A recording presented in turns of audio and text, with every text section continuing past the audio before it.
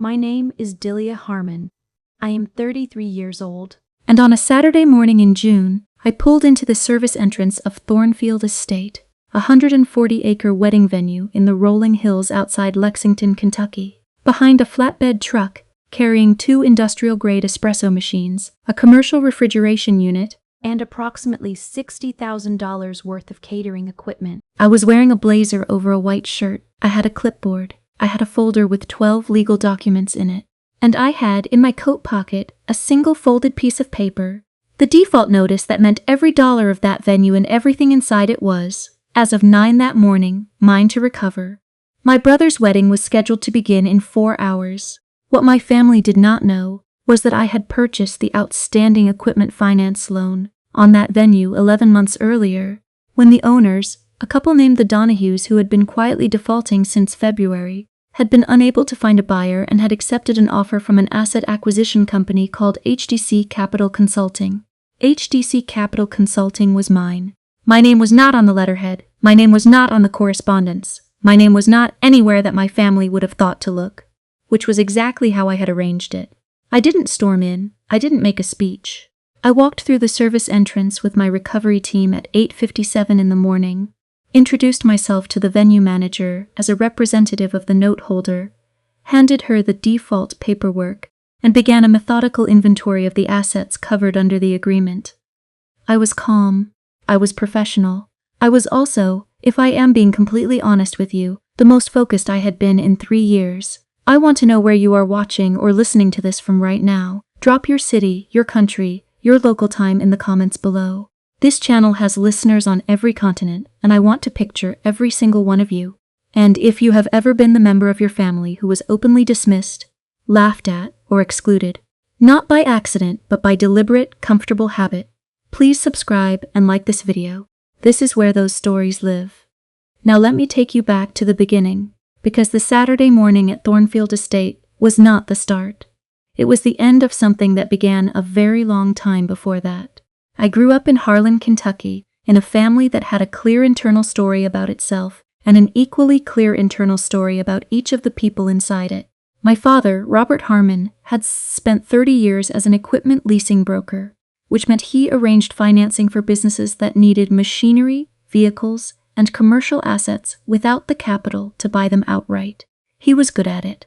Not brilliant, but steady and reliable. The kind of man who kept the same clients for 20 years because he never oversold and never disappeared when something went sideways. He retired at 62 with a modest portfolio and a reputation in a niche industry that had treated him well. My mother, Linda Harmon, was 58 years old, sharp-tongued, deeply social, and the kind of woman who ran every room she walked into without ever appearing to try. She had grown up in a family that had more standing than money, which is a particular kind of upbringing that produces a particular kind of person. Someone who understands instinctively that image is a resource and manages it accordingly.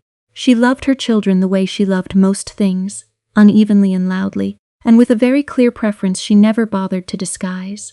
My brother Mason was 30 years old, 3 years younger than me, 6 feet tall, with my father's easy manner and my mother's social precision assembled into a person who had never in his adult life walked into a room and wondered whether he belonged.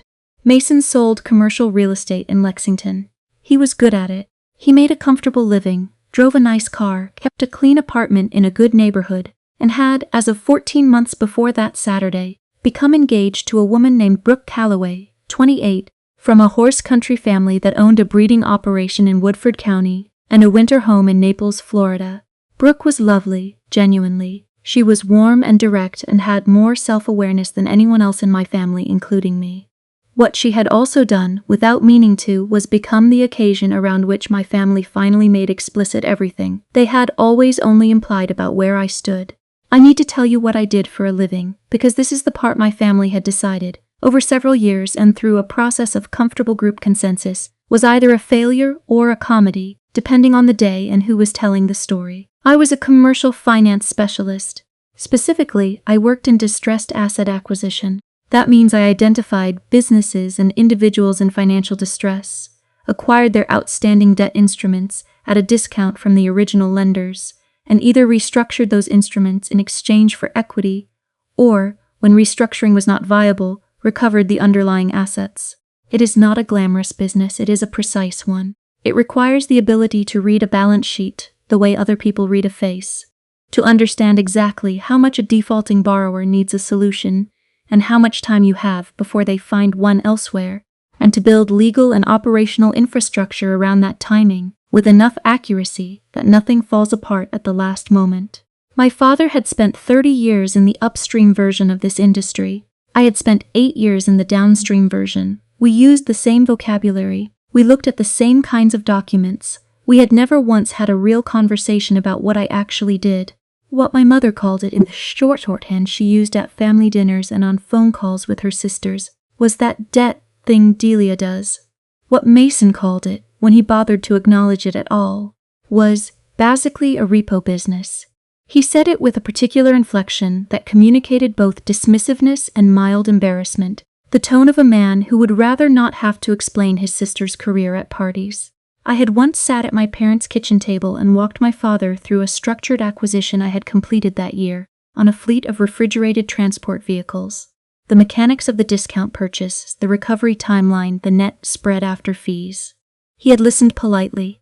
At the end, he had said, "Well, as long as it pays the bills." That was the most professional respect my father had ever offered my professional life. The pattern with Mason was older and more specific. When I was 23 and he was 20, I lent him $4,200 to cover the gap in his first car purchase because he had overextended on his credit and the dealer was going to pull the financing.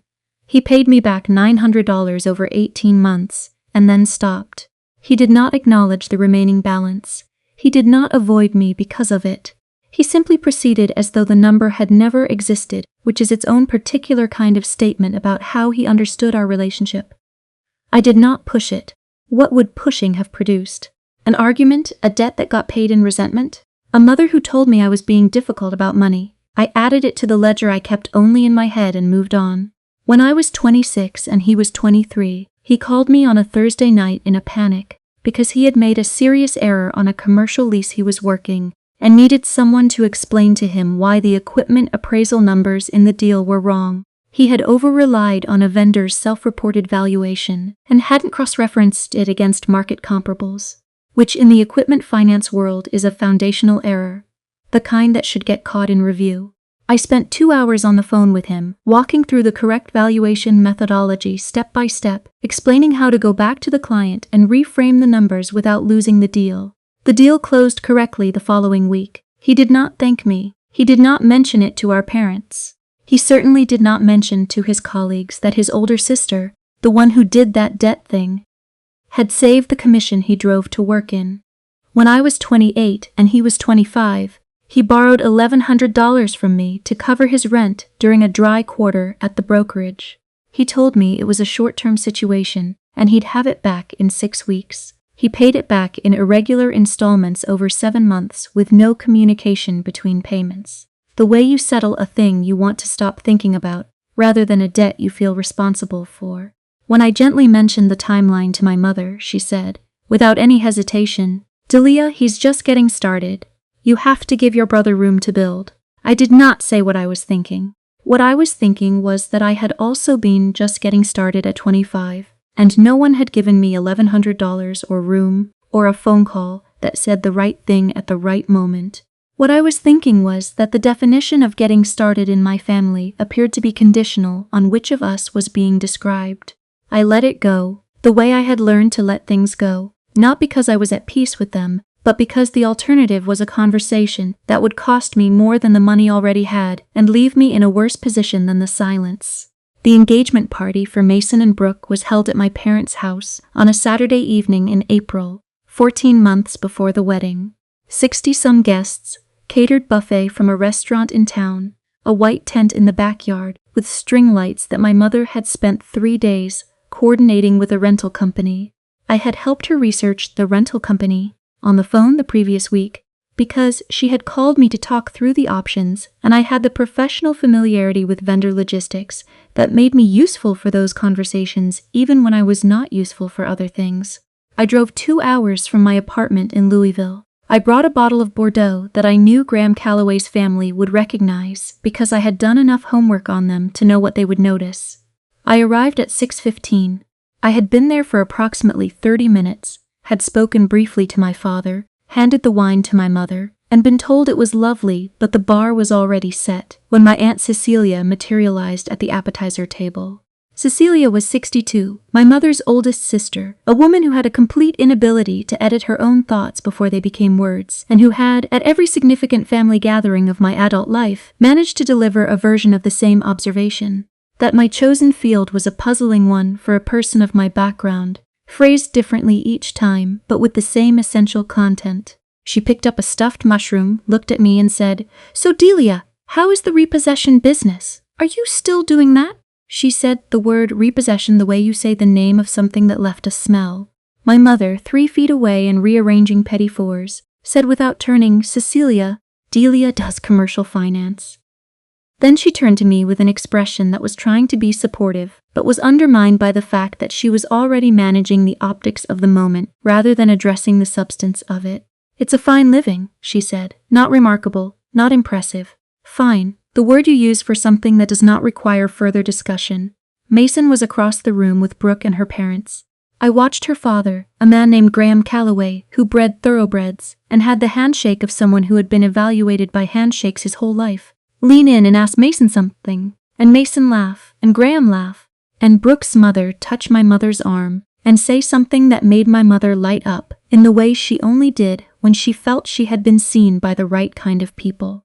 I stood at the appetizer table, with my Aunt Cecilia's question still in the air, and understood, with the specific clarity that arrives when something you have been half knowing for years finally assembles itself completely, that my family had a story about who they were that required me to be a particular size, and that size was not the one I actually occupied. The invitation issue began 8 months before the wedding.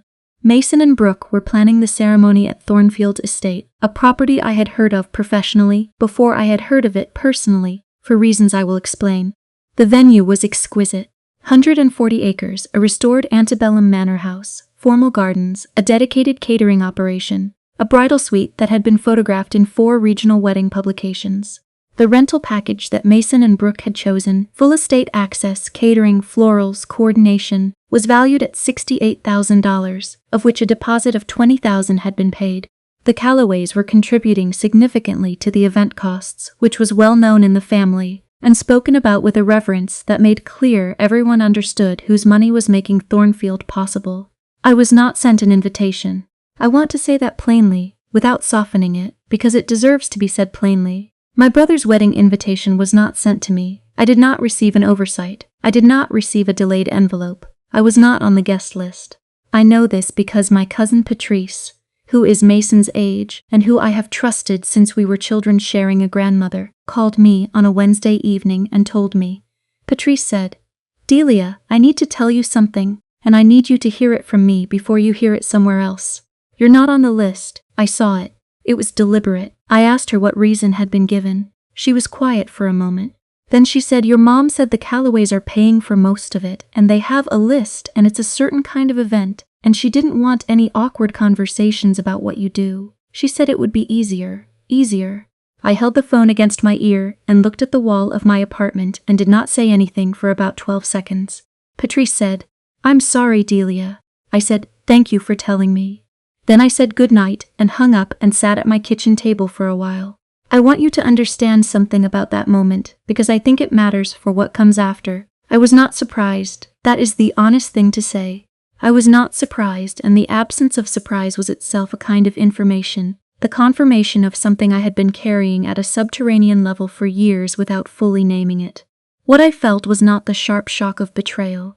It was something quieter and more final. The feeling of a door closing on a version of a relationship that had never quite been what I had needed it to be, and the strange, still clarity that comes when the pretending stops. I did not call my mother. I did not call Mason. I did not send an email or a text or a message through Patrice. I sat at my kitchen table for a long time, and then I opened my laptop and I started working. If you are still watching right now, I need you to do one thing. Drop a comment and tell me where you are in the world and what time it is there. And if this story is sitting somewhere in your chest that feels familiar, If you have ever been the person your family considered an embarrassing detail to be managed rather than a person to be loved, hit subscribe, because the next part of this story is the part I built in complete silence, and I need you with me for it. Now let me tell you about Thornfield Estate and the Donahues, because the two stories had been running in parallel for 11 months before they intersected on a Saturday morning in June, and the way they intersected was not an accident. I had first heard about Thornfield Estate in a professional context about 2 years before Mason's engagement, through an equipment finance broker I had worked with named Carl Whitfield, who operated out of Lexington and had a long memory and a habit of flagging distressed situations he thought might interest me. Carl called me on a Monday morning and said he had a situation that was getting complicated. A venue property in Woodford County, family-owned Donahues. They had taken on a significant equipment finance package 3 years earlier to renovate and expand the catering operation. New commercial kitchen, refrigeration, espresso and bar equipment, a full events tent structure with climate control. Total financed amount, $218,000 over 5 years. They had made payments on time for 2 years, and then the pandemic had hit the events industry, and the payments had become irregular and then had stopped in February of the year in question. The original lender, a regional commercial finance company, was holding a defaulted note and was willing to sell it at a steep discount because they had no operational capacity to recover the assets and no interest in managing the process. Carl gave me the numbers. The note was available at 41 cents on the dollar. The underlying assets, if recovered and remarketed, would clear the purchase price with room. The venue itself was not part of the collateral. The Donahues owned the land and the manor outright, had owned it for 2 generations. But the equipment package was comprehensive and represented essentially the entire operational capacity of the business. Without the commercial kitchen, the refrigeration, the bar and espresso setup, the climate-controlled tent structure, Thornfield Estate was a beautiful building on a beautiful property that could not serve a meal or host an event. I ran the numbers 3 times, the way I always did when something looked clean. Because things that look clean sometimes have a detail that changes everything when you find it. The numbers held. The collateral was solid. The acquisition made sense on its own terms, entirely apart from any other consideration. I made an offer through HDC Capital Consulting at 43 cents on the dollar, slightly above the lender's ask, because I wanted a fast close and I wanted no ambiguity about the transaction. The offer was accepted on a Thursday afternoon. The assignment was recorded the following week. I was now the holder of a $218,000 equipment finance note that was 9 months in default. That was 11 months before the wedding. I held the note through the autumn and the winter with the patience that this work requires, which is a specific kind of patience, not passive, not resigned, but the active patience of someone who is watching a situation and letting it develop at its own pace while remaining fully ready to act at the correct moment. Distressed borrowers are not always in distress forever. Sometimes a sale comes through. Sometimes a refinance materializes. Sometimes a family member steps in. I had seen all of those resolutions and many others over 8 years, and I did not assume the outcome before I had allowed the timeline to play out. I offered the Donahues a restructure at month 6. I reduced the monthly payment, extended the term, and gave them 60 days to demonstrate they could meet the new schedule. They accepted. They made 2 payments on time, which I noted with the cautious optimism that experience teaches you is the appropriate level of optimism in these situations, and then they missed the 3rd. I called. I got voicemail. I left a professional message. I sent a written notice. There was no response for 11 days. I offered a second restructure at month 8 with more conservative terms and a shorter window. They accepted again. This time they made 1 payment and then the account went silent. By month 10, the pattern was clear. The Donahues were not finding a resolution. They were buying time, which is not the same thing, and the time they were buying was running out. By month 11, which was the March before the June wedding, I had issued the formal default notice and the 30-day cure period was running. The cure period is the final window a defaulting borrower has to resolve their obligation before the note holder proceeds to recovery. It is not punitive. It is the last legitimate opportunity, and I gave it exactly the weight it was designed to have. On the 31st day of that period, with nothing resolved and no contact from the Donahues, beyond a single voicemail from their attorney that said they were still working on it, The note was in formal, uncured default, and the recovery was authorized. It was during the preparation of the recovery documentation in late March that my assistant flagged something in the venue's publicly available booking calendar. I looked at the calendar. I saw the date. I saw the event type. I saw the name, Mason and Brooke Harmon Calloway, June 12th, full estate booking, ceremony and reception, start time 4 o'clock. I sat at my desk for a long time after I saw that.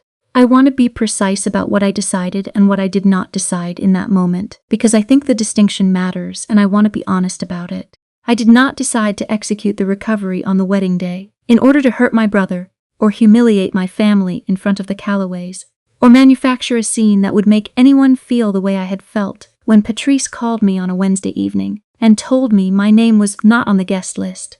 That is not accurate, and I will not tell you it is. What I decided was that I was going to execute the recovery on the schedule that the default terms and the legal documentation required, which was as soon as the cure period expired without resolution, which under the timeline was the first week of June. The wedding date was June 12th. The math was not something I arranged. It was something I observed and then consciously chose not to rearrange. There is a difference, and I have thought about that difference many times since. I could have extended the cure period. I had the discretion to do so as the note holder. I could have given the Donahues another 30 days, which would have put the recovery window after the wedding. I could have made a phone call to my mother and told her that her son had booked his wedding at a venue whose operational equipment was about to be recovered under a defaulted finance note that I held. I could have done any of those things. I chose not to do them, and I want to say clearly why. I did not make those accommodations because my family had spent years making the opposite accommodations in the other direction. They had arranged things for Mason's comfort and Mason's image and Mason's trajectory at every available opportunity, including the opportunity of my brother's own wedding, at which my presence had been assessed as a liability rather than a right. They had made those arrangements quietly and without consulting me, on the assumption that I would either not find out or would absorb the information and adjust. I was going to do my job. I was going to do it correctly and legally and without cruelty. And I was going to let the room hold whatever it needed to hold when I walked into it.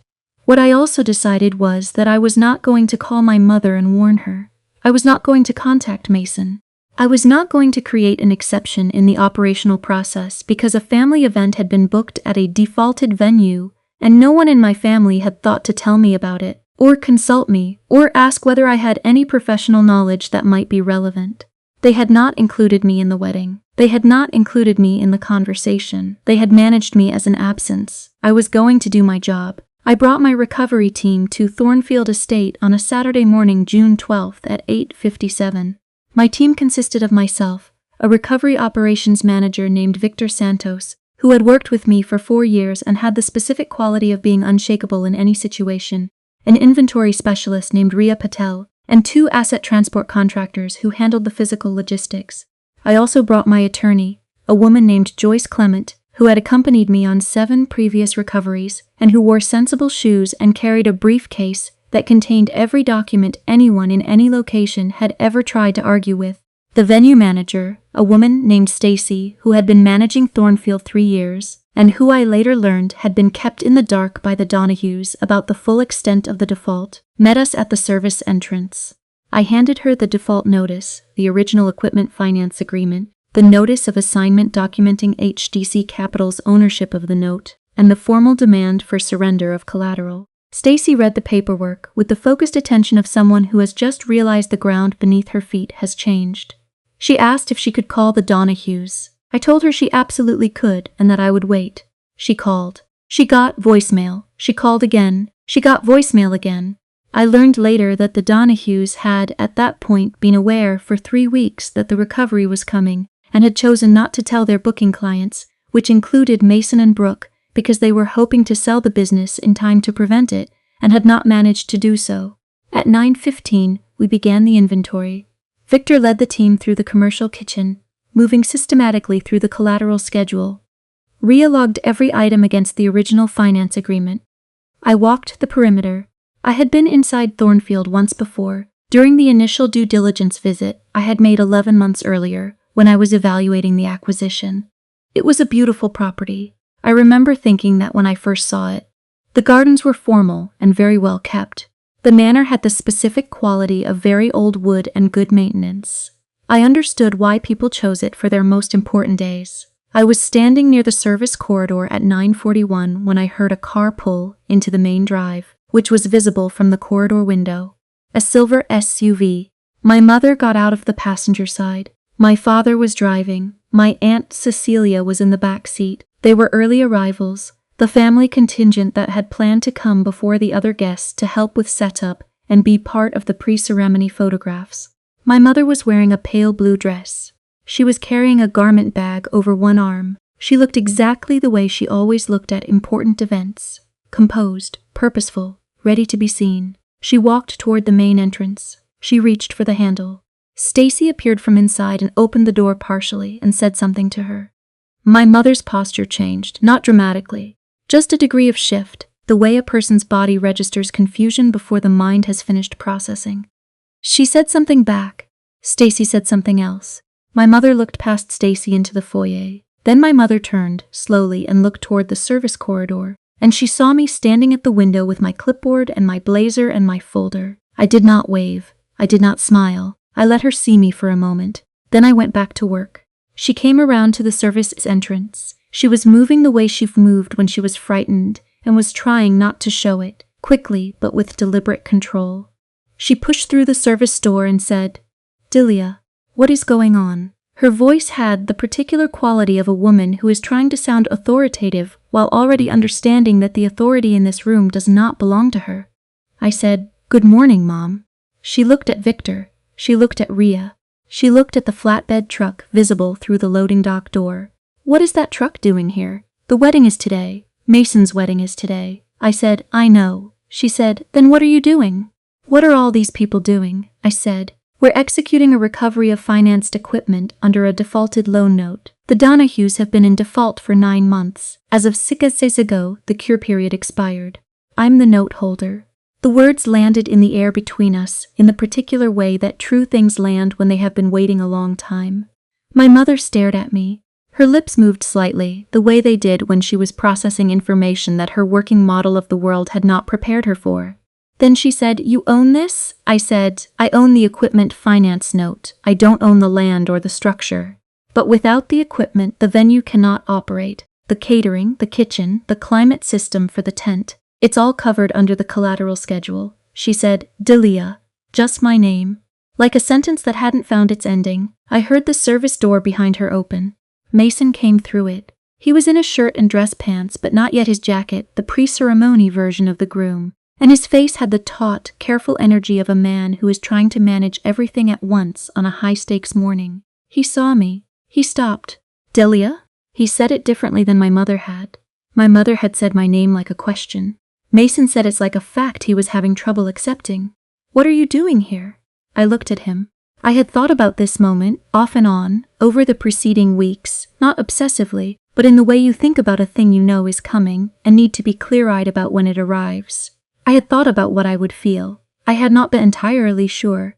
Standing in the service corridor of Thornfield Estate, looking at my brother in his pre-ceremony shirt, I felt something I had not expected, which was a kind of sorrow. Not for myself. For him. For what was about to happen to his day, which I had not arranged and was also not going to stop. I said, I'm working, Mason. He said, the wedding is here, today. Did you know that? I said I knew. He looked at my mother. She looked at him. Between them passed the specific look of two people who have just understood something simultaneously and are trying to figure out which of them is supposed to say it out loud. Mason turned back to me. How long have you known? I said. I identified the booking in late March, he said. That's 3 months ago. I said yes, he said, and his voice had changed now, had lost the management tone and found something rawer underneath it. And you didn't say anything. I said, no. The three of us stood in that service corridor for a moment, in a silence that had the specific density of years of unspoken things finding a room to stand in all at once. Then my mother said, Delia, you have to stop this. I said, I can't stop it, Mom. The default is valid, the documentation is in order, the cure period expired. This is a lawful recovery. She said, this is your brother's wedding. I said, yes, it is. And I wasn't invited to it. The room went very quiet. Even Victor, who had been making notes on his inventory sheet, stopped writing. Jason looked at the floor. My mother's face did something complicated. several things in sequence too fast to name individually, but whose net result was that she looked, for the first time in my memory, genuinely small. Not physically. Something in her certainty had vacated the room. I want to tell you precisely what happened next, because it matters that it was not what you might expect. I did not complete the recovery. I want to be clear that I had every legal right to do so. The documentation was valid. The default was real. Joyce Clement was standing 10 feet away and would have told you without hesitation that every step we had taken that morning was procedurally correct and defensible. But there is a difference between what you are entitled to do and what you choose to do, and I had known, somewhere beneath everything, that I was going to arrive at a choice. I looked at my brother. I said, "I'm not going to take the equipment today." He looked up. I said, "Joyce is going to prepare a 30-day forbearance agreement. The Donahues are going to sign it before noon. Under that agreement, the equipment stays in place through the end of this month. You and Brooke will have your wedding today." Mason opened his mouth. I said, "In 30 days, the Donahues either produce a buyer for the full note at par, or I proceed with the recovery. That is the offer. It is not a negotiation." He closed his mouth. Then I said, and I want to say this exactly as I said it, "I am doing this for Brooke. She had nothing to do with any of this. And I am doing it because my father built a career on the principle that you give a distressed borrower one real chance to get out before you take what's theirs. I am doing it for him. I am not doing it because being excluded from this wedding didn't matter to me. It did. I want you to understand that it did." My mother put her hand over her mouth. My father, who had come in from the main drive at some point in the preceding minutes, and had been standing in the doorway of the service corridor, without any of us noticing, looked at me from across the room, with an expression I had not seen on his face before, and have not seen since. Something that was very old and very direct. He said, "Delia." I looked at him. He said, "Your grandmother would have done exactly that." My grandmother, his mother, had spent 40 years in commercial lending in eastern Kentucky. She was the reason I had gone into this industry. She had been dead for 6 years, and my father had not, before that morning, ever connected her to what I did in any explicit way. Joyce drew up the forbearance agreement in 40 minutes, sitting at the venue's administrative office with her laptop and a cup of coffee that Stacy brought her.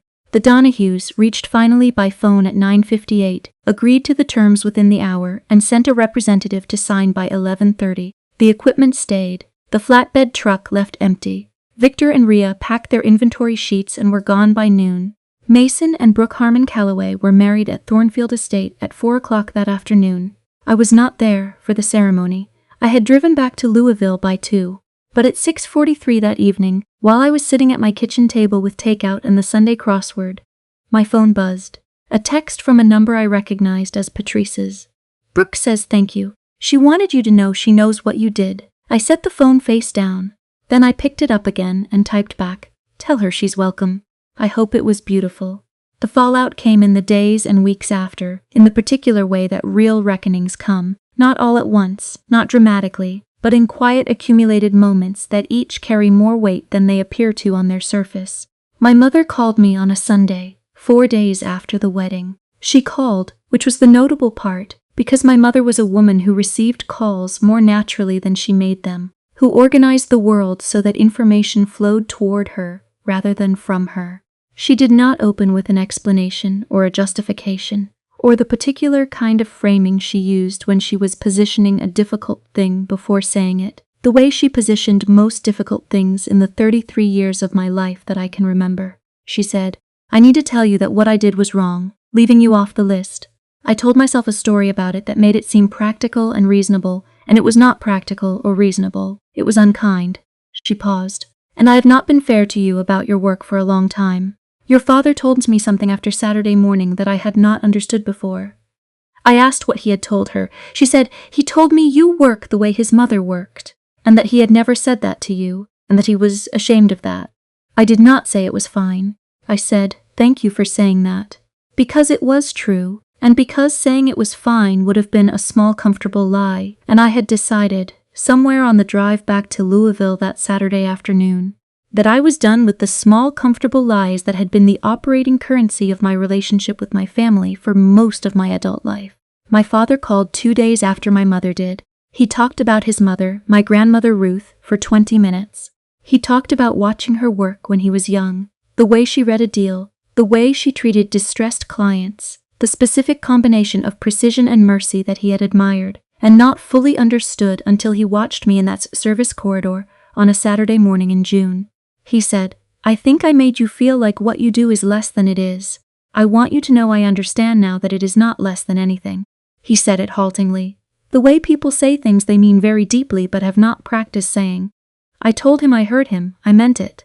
Mason called on a Wednesday, 8 days after the wedding. He and Brooke were back from their honeymoon. He called from the car on a lunch break, which told me the call was real because he had not scheduled it, or prepared for it, or consulted our mother about how to have it. The car calls were always the honest ones with Mason, the ones where the performance was too inconvenient to maintain.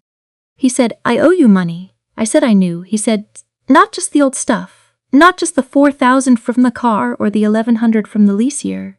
I mean for what you did at the venue. You saved the day and I did not deserve it, and I have been sitting with that for 8 days and I needed to tell you." I said, "Mason, what I want from you is not money. I have money. What I want is for you to stop treating what I do as something to manage or explain away at parties. What I want is for you to tell the truth about what I do when someone asks, the way you told the truth about it at the reception. That is what I want." Silence on his end, long enough that I could hear the road. Then he said, "Okay, just okay, clean and plain." Then he said, "For what it's worth, Graham Calloway asked about you at the reception. He wanted to know what company you ran and whether you took outside engagements." I said, "What did you tell him?" He said, "I told him the truth. That you were the sharpest person I knew and I had wasted years pretending otherwise." I did not say anything for a moment. Then I said, "That's a start." The Donahues found a buyer for the note within the 30-day window, a local investment group that took the note at par and restructured the repayment terms with the venue as collateral. Thornfield Estate continued to operate. HDC Capital Consulting recovered the full note value plus fees. It was not the most profitable transaction I had completed that year. It was the one I thought about the most. I want to tell you what I learned from all of it, because I think there is something in it that goes beyond the story itself. For years, I had allowed my family's definition of my work to occupy the same space in my head as my own definition of it. Not because I believed their version. I did not. I knew what I did, I knew what it required, and I knew what it was worth. But there is a specific kind of erosion that happens when the people who are supposed to see you clearly have instead decided on a version of you that is more manageable for them, and you live alongside that version for long enough. You start to build walls between your real self and the rooms where they are, because walking into those rooms means submitting to being seen incorrectly, and that costs something every time. The morning at Thornfield Estate was the morning I stopped managing that distance and let the rooms collide. Not because I planned a confrontation, because I did my job in the place where my family happened to be, and the truth of what I did and who I was simply occupied the room, and there was no version of my work that could be minimized when the clipboard and the legal folder and the forbearance agreement and the flatbed truck were all visible at the same time. You cannot explain yourself into being seen correctly by people who have decided not to look. But sometimes, if you do what you do long enough and well enough, and in a place where they cannot look away, the looking happens anyway. If you have spent years being the version of yourself that your family has decided you are, rather than the version you actually are, if you have been managed, minimized, excluded, or introduced with an apology, I want to say this. Keep building. Keep doing the work at the level it deserves to be done at. The moment when the two versions of you occupy the same room is coming. It is not something you arrange, it is something you are ready for. Tell me in the comments, has there ever been a moment when someone who had written you off had to reckon with who you actually were? Tell me what that room looked like. I read every single one of these. I will see you in the next story. And before you go, thank you. Genuinely. You gave Delia's story your full attention from the beginning to the end, and I do not take that lightly. This channel exists because these stories deserve to be told with the same precision and patience that they were lived with. If something in this story landed somewhere real for you today, share it with one person who needs to hear it. And if you are not yet part of this community, subscribe right now, because we release a new story every single day, each one about a woman who was underestimated, who built something real in the silence that underestimation creates, and who let the truth speak in the one room where it could not be argued with. That is what we do here. That is what you are part of. We are so glad you are here. See you tomorrow.